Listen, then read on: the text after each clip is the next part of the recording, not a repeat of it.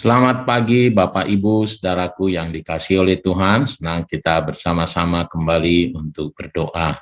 Ya, pagi hari ini saya ingin membagikan kebenaran firman Tuhan. Temanya adalah komitmen untuk kehidupan yang berbeda di dalam Kristus. Ya, Bapak Ibu, selalu saja dikhotbahkan, kita dengar, ya, bahkan mungkin di PA, di kebaktian, bahwa kehidupan kita haruslah kehidupan yang berbeda. Dan setiap anak Tuhan setuju bahwa hidupnya harus berbeda.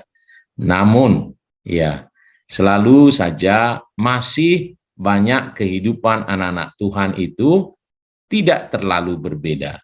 Ya, mengapa? Karena banyak orang juga tidak terlalu tahu bagaimana kehidupan yang berbeda itu. Yang kedua adalah juga tidak mengerti bahwa kehidupan yang berbeda itu adalah perlu satu komitmen, suatu tekad untuk menjadi berbeda. Ya, banyak anak Tuhan berpikir bahwa kehidupan yang berbeda itu dia datang sendiri. Ya, tentu ada bagian Tuhan yang mengubahkan kehidupan kita, yang menaruh rohnya di dalam hati kita sehingga kita mampu menjadi orang berbeda, kehidupan memiliki kehidupan yang berbeda, tetapi balik lagi keputusan terakhir untuk hidup berbeda ada di tangan pribadi masing-masing. Sehingga perlu sekali untuk memiliki kehidupan yang berbeda.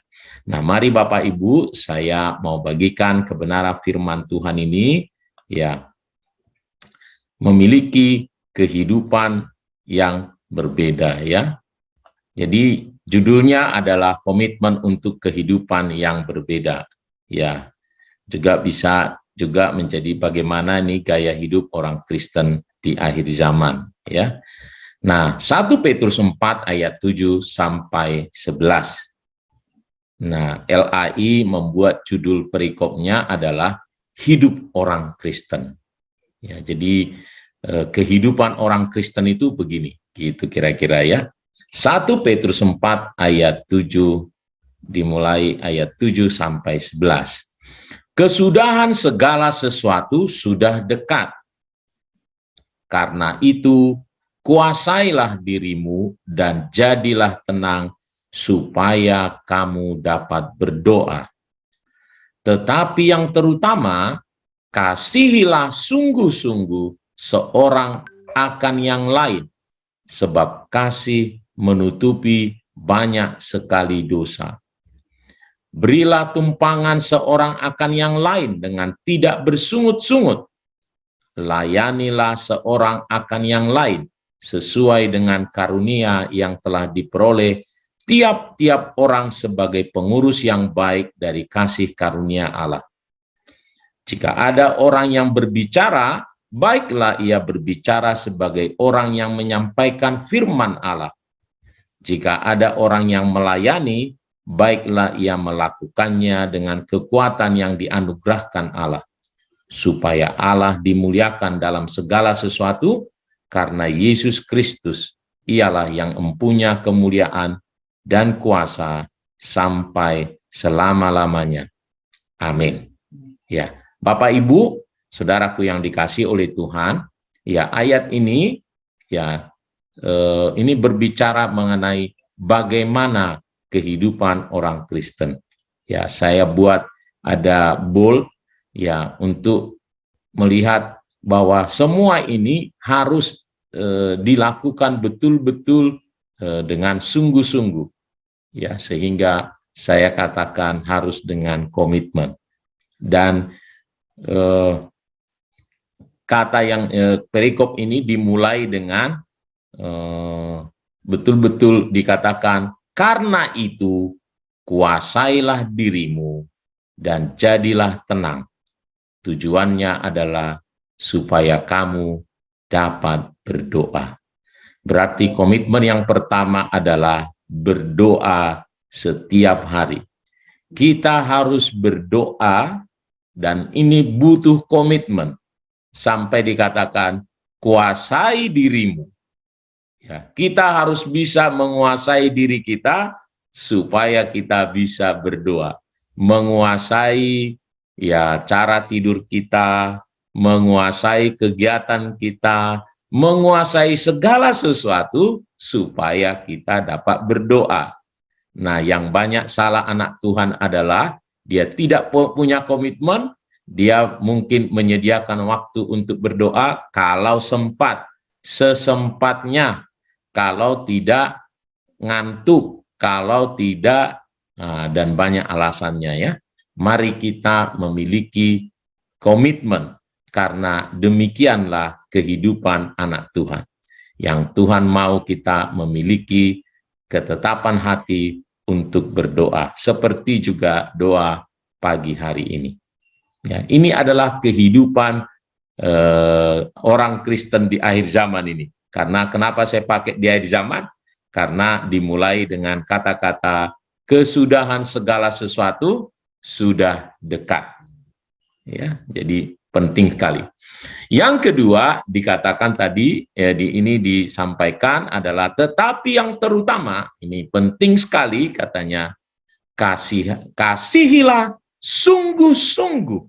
Bukan kasihilah orang yang mengasihi kamu, kasihilah kalau memang kamu bisa, bukan, tapi kasihilah dengan sungguh-sungguh seorang akan yang lain.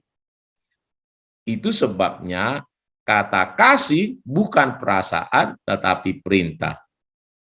Nah, mengapa katanya? Karena kasih ini menutupi banyak sekali dosa. Kita penting sekali mengasihi dengan sungguh-sungguh, karena yang mengubahkan orang, yang merasakan pengampunan dari orang adalah kasih.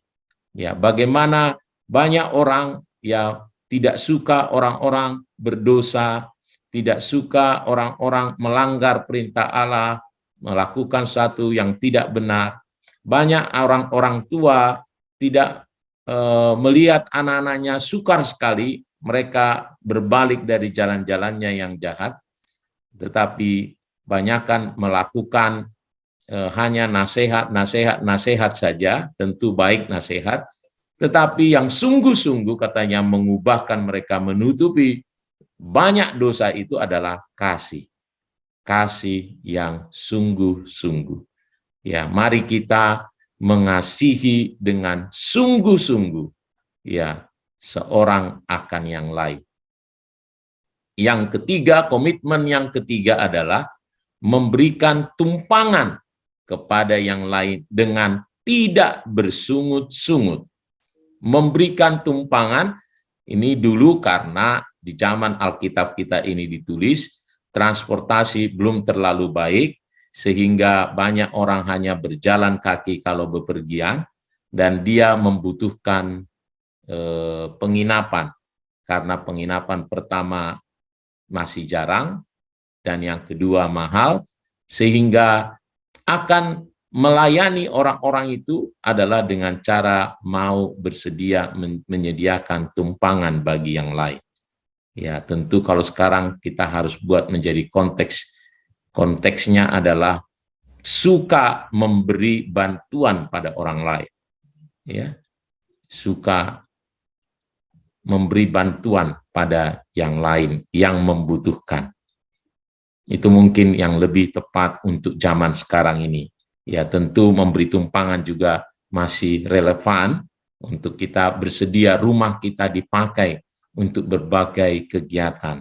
Ya, mungkin merepotkan, ya, oleh karenanya ditambahkan di sini dengan tidak bersungut-sungut. Tentu dengan kasih yang luar biasa untuk memberi, ya. Yang selanjutnya adalah layanilah seorang akan yang lain sesuai dengan karunia yang diperoleh tiap-tiap orang sebagai pengurus yang baik dari kasih karunia Allah. Jadi setiap orang harus kuat di dalam karunia yang Tuhan berikan bagi dia untuk melayani. Kembangkan karuniamu untuk melayani. Ya, tidak semua orang memiliki karunia yang sama. Setiap kita memiliki karunia yang berbeda-beda, dengan maksud supaya pelayanan di dalam gerejanya, di dalam kehidupan kita bersama ini jadi sempurna, karena setiap kita kuat di dalam karunia kita masing-masing. Ya. Yang selanjutnya adalah kalau berbicara katanya sebagai orang yang menyampaikan firman, lalu harus melayani dengan kekuatan yang dianugerahkan Tuhan. Jadi ini bersaksi atau mengabarkan firman Tuhan dan melayani Tuhan. Ya, jadi ada 5 hal, saudaraku, ya, yang perlu komitmen dalam hidup kita sehingga kehidupan kita menjadi kehidupan yang berbeda. Jadi saya ulangi lagi tadi, yang pertama adalah mari kita berkomitmen untuk berdoa dengan giat kepada Tuhan kita setiap hari, ayat yang ke-7.